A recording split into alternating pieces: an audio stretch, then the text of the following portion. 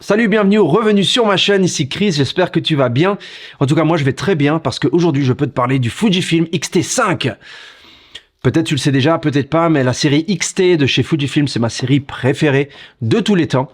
Voilà, j'ai commencé avec un X-T10 à l'époque, et ensuite je suis passé au X-T2, X-T3. Je me rappelle quand le X-T4 est sorti, je parlais déjà de vouloir acheter un X-T5 parce que le X-T4 a eu pas mal de changements et pour moi, le X-T5, c'est le vrai successeur de la série X-T.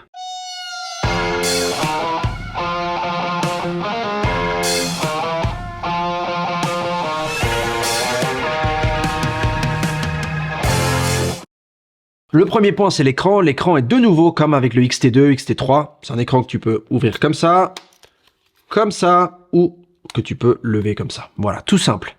Ça change du X-T4. Vous avez mis un écran à rotule. Écran à rotule, je pense c'est bien pour quand tu fais de la vidéo, mais pour les photographes, et ça c'est un appareil photo pour les photographes, c'est beaucoup mieux d'avoir un écran comme ça, à mon avis. En termes de taille, il est de nouveau petit et compact. Très similaire, encore une fois, au X-T3 que j'ai ici. Ils sont très similaires, ces deux appareils. Je veux dire, voilà, ça se ressemble énormément. C'est plus compact qu'un X-T4. Une chose que j'avais pas aimé avec le X-T4, c'est qu'il était devenu beaucoup plus gros et beaucoup plus encombrant et plus lourd.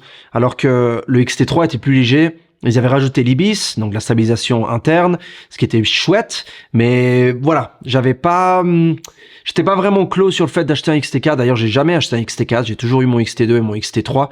Et maintenant, le XT5 revient un petit peu à la taille d'origine. C'était la raison d'ailleurs pour laquelle j'étais passé au mirrorless. C'était pour le fait que c'était si compact et si petit. La prise en main, donc on a une poignée ici qui est bien meilleure qu'un XT3. Je continue à le comparer au XT3 parce que pour moi, le XT4, il n'a pas vraiment sa place dans la série XT. Encore une fois, c'est mon opinion, donc chacun son point de vue. Mais voilà, donc le XT3, il avait une poignée, un grip ici qui était un peu moins sortant, alors que là, il tient mieux dans la main. On peut le prendre facilement. Et aussi, j'ai remarqué ici que le bouton d'arrêt et de marche, il est un peu plus à l'intérieur.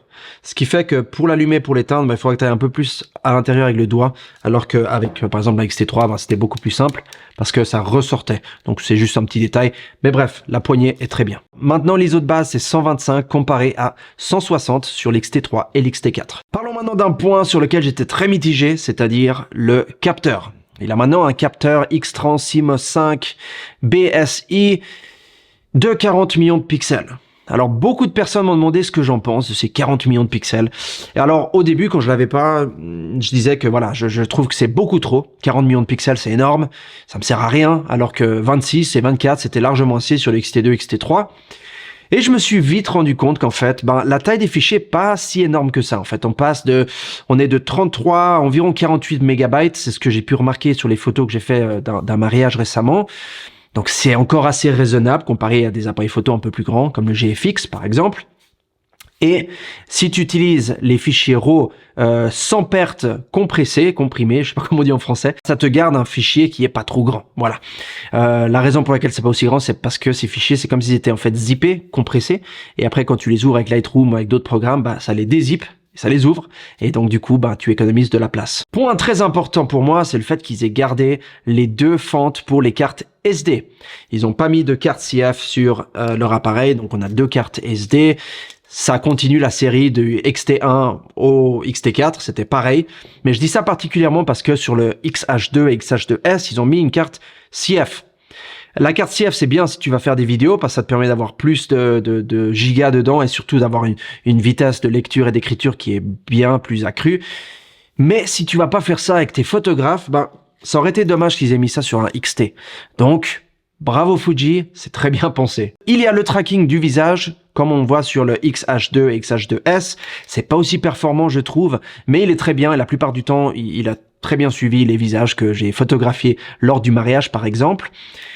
Il y a aussi le tracking des objets, par exemple des chats, des animaux, des bateaux, des avions, des trains, des voitures, etc.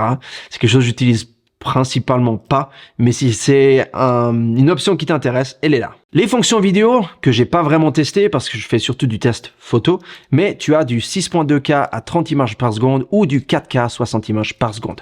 Tout ça en 10 bits 422 interne.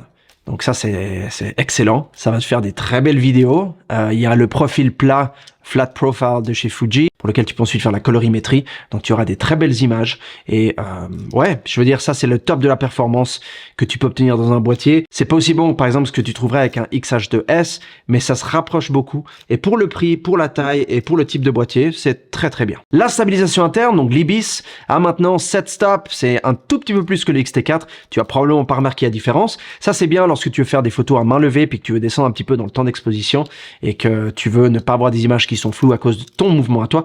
Mais si tu fais des photos d'un sujet qui bouge, ben voilà, il va toujours être flou parce que ton temps d'exposition est trop lent. C'est très bien pour ce qui est de la vidéo parce que ça te permet d'avoir des images plus stables. Donc pour ceux qui sont vidéastes et qui veulent utiliser ça pour de la vidéo, eh ben ils seront contents d'avoir ce genre d'option.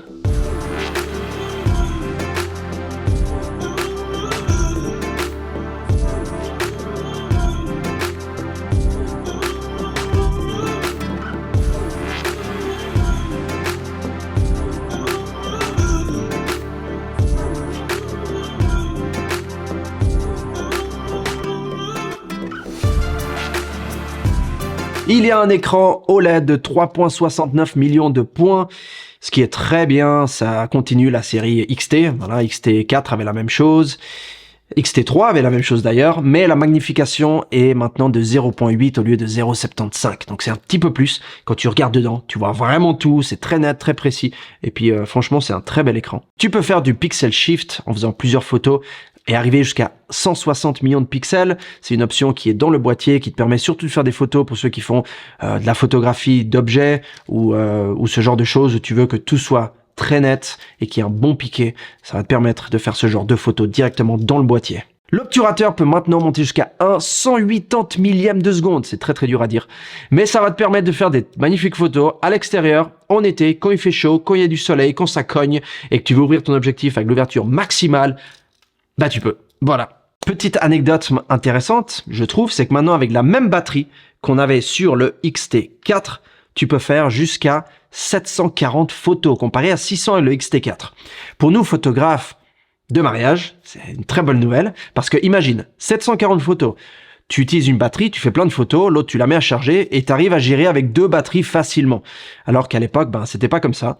Et alors ça c'est en mode économie, évidemment, c'est pas avec le boost, avec des options qui bouffent beaucoup de batterie, mais je veux dire, 740 photos, si tu y penses, c'est quand même pas mal. Bon, c'est quoi mon verdict, après tout ce que je t'ai dit? Bah mon verdict, c'est que le XT5, il m'a fait revenir mon amour et ma passion pour la série XT de chez Fuji. Voilà, que le XT4 avait un petit peu réduit. Ça n'empêche que j'ai toujours adoré Fujifilm, on est d'accord, mais je vois que Fuji revient un petit peu sur ses pas pour remettre des choses qu'ils ont enlevées, qui étaient bien et qui avaient fait le succès de cette série XT. Donc si tu te demandes, j'ai un XT4, est-ce que je devrais acheter un XT5? Ma réponse c'est non, sauf si tu as besoin de ces 40 millions de pixels ou des 160 millions de pixels pour faire de la photographie de produit. Autrement, juste garde ton XT4, ça va très bien. Si par contre tu as un XT3 ou un XT2, là je vais dire, prends-le. Prends-le parce que bah, il est juste fantastique. Moi, je pense que je vais craquer dessus. Ça fait un moment que j'en parle, donc je pense que cette fois, je vais l'acheter. Voilà, j'espère que j'ai répondu à toutes les questions. Si tu en as d'autres, écris-le dans la section des commentaires ci-dessous. J'y répondrai dès que possible, comme d'habitude. Et abonne-toi si ce n'est pas déjà fait, comme ça tu rates aucune de mes prochaines vidéos. Je vais bientôt faire une vidéo avec le Leica SL2 en montagne pour un mariage. Ça va être très intéressant. Allez, continue à faire des belles photos. À bientôt, ciao.